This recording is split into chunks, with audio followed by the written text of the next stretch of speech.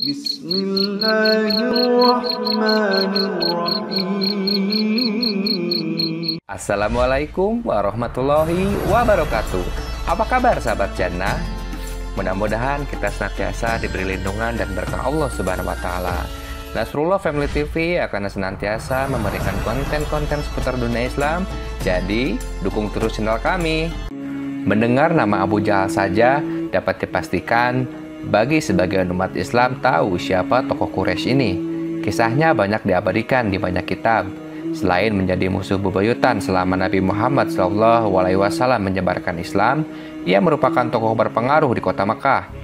Abu Jahal pula lah yang memberi semangat warga Mekah ikut dalam pertempuran Perang Badar.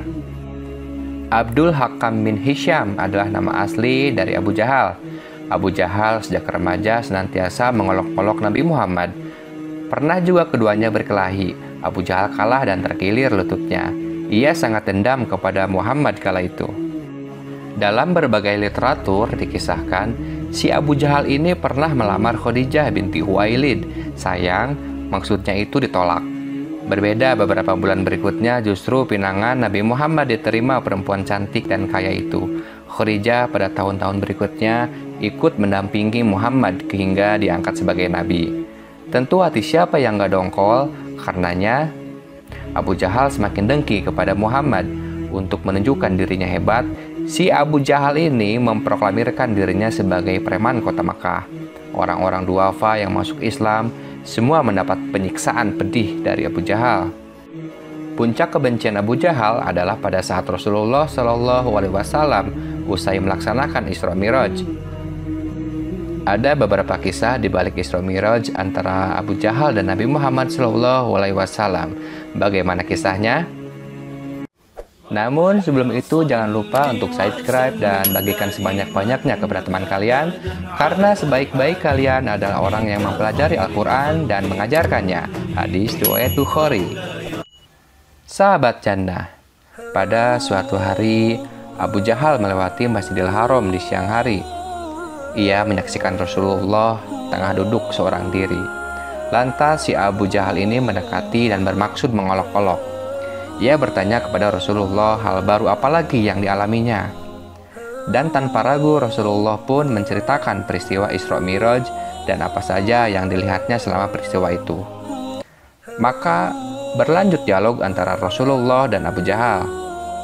Memang saya telah diisrokan ke Baitul Maqdis di Suriah. Kini Baitul Maqdis terdapat di Palestina, disebut juga Masjidil Aqsa tadi malam. Kisah Rasul.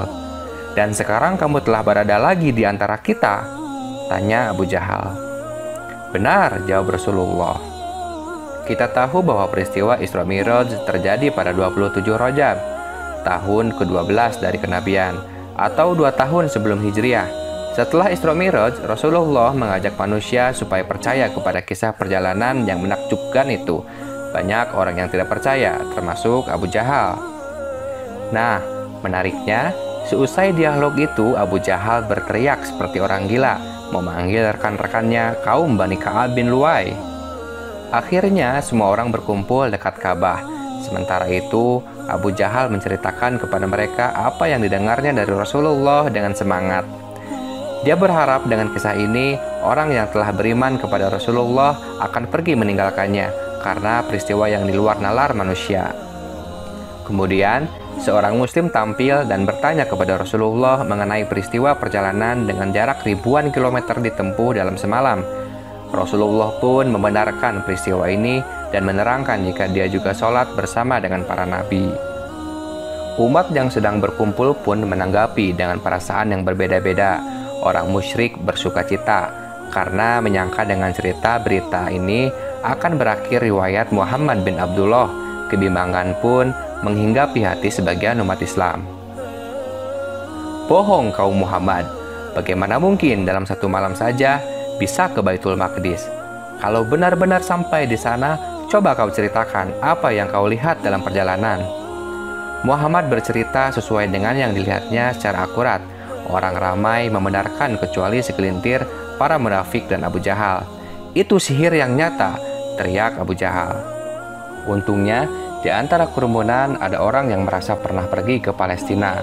Dia bertanya, "Wahai Muhammad bin Abdullah, kalau benar kamu ke Baitul Maqdis semalam, ceritakan kepada kami bagaimana wujud dan bentuknya." Baru saja pertanyaan itu meluncur, Allah Subhanahu wa Ta'ala seakan-akan mengangkat Baitul Maqdis ke atas, sehingga bisa dilihat Rasulullah Shallallahu Alaihi Wasallam secara gamblang. Nabi pun menjabarkan secara rinci dari mulai waktu tempuh, wilayah, hingga struktur bangunannya dengan lengkap. Para penduduk Mekah kian heran, sebab apa yang dikatakan Nabi Muhammad adalah benar. Akan tetapi secara akal, jarak Mekah Palestina yang terbentang lebih dari 1.500 km panjangnya itu paling cepat hanya bisa ditempuh selama 40 hari perjalanan. Cerita perjalanan ajaib Nabi itu kemudian menyebar seantero Mekah. Sekali waktu, sosok bernama Abu Bakar mendengar kisah Isra Mi'raj dari mulut seseorang. Menanggapi hal tersebut, Abu Bakar bilang, "Demi Allah, jika benar Muhammad mengatakannya, maka ia benar. Apa yang membuat kalian heran?" Abu Bakar pun menambahkan, "Demi Allah, sesungguhnya Muhammad memberitahukanku bahwa wahyu telah turun kepadanya dari langit ke bumi saat malam atau siang hari. Ini lebih besar dari masalah yang membuat kalian terheran itu." Mendapat informasi tentang perjalanan suci Nabi, Abu Bakar langsung pergi menemui dan menanyakan langsung kepada Rasulullah. "Engkau benar, aku bersaksi bahwa engkau adalah Rasulullah," jawab Abu Bakar setelah mendengar cerita itu dari Nabi. "Wahai Abu Bakar, engkau adalah As-Siddiq," kata Nabi. Nabi Muhammad Shallallahu Alaihi Wasallam pun memberikan satu bukti lagi kepada penduduk Mekah. Beliau berkata, "Wahai Quraisy, kalau kalian yakin dengan bukti yang akan saya ceritakan ini, kalian akan beriman. Namun kalau kalian tidak yakin, maka kalian tidak akan beriman selamanya." Lantas, mereka pun berkata, "Apa itu Muhammad?" Nabi pun berkata, "Waktu saya pulang dari Palestina menuju Mekah, di atas buruk, saya melihat ada kafilah kalian sedang berjalan. Jumlahnya sekian belas unta, di atasnya ada fulan, fulan, dan fulan. Dan unta yang paling depan, unta berwarna putih, dan di lehernya ada kain berwarna merah. Di tengah-tengah lembah, mereka sempat kehilangan unta, dan saya lihat unta mereka, dan saya pun berteriak, 'Wahai Quraisy, unta kalian ada di lembah fulan, ambillah.' Maka mereka mengikuti suara saya, dan mereka menemukan unta itu. Dan kafilah itu 2 hari lagi sampai di kota Mekah. Maka setelah 2 hari, seluruh penduduk Mekah, baik dari yang muda, yang tua, yang beriman, ataupun yang kafir, berkumpul di gerbang, menunggu kedatangan para khalifah.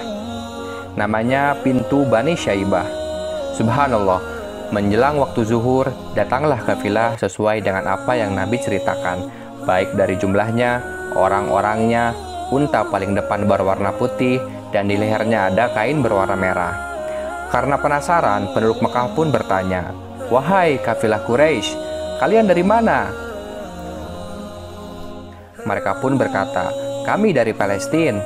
Lalu penduduk Mekah pun bertanya lagi, "Apakah kalian sempat kehilangan unta?" Mereka pun bilang, "Ya." "Lalu apa yang kalian lakukan?" Mereka pun menjawab, "Kami mendengarkan suara yang entah tahu dari mana datangnya, yang berkata, 'Unta kalian ada di lembah fulan, maka ambillah.'" Kafilah Quraisy itu pun penasaran, "Dari mana kalian tahu?" Mereka pun menjawab, "Dari Muhammad." "Dari Muhammad." Semuanya pun menjawab, "Dari Muhammad." Akhirnya, setelah kejadian itu, semua penduduk Mekah tidak ada lagi yang ragu dengan peristiwa Isra Mi'raj, namun tetap tidak membuat mereka menjadi beriman. Wallahu a'lam bishawab.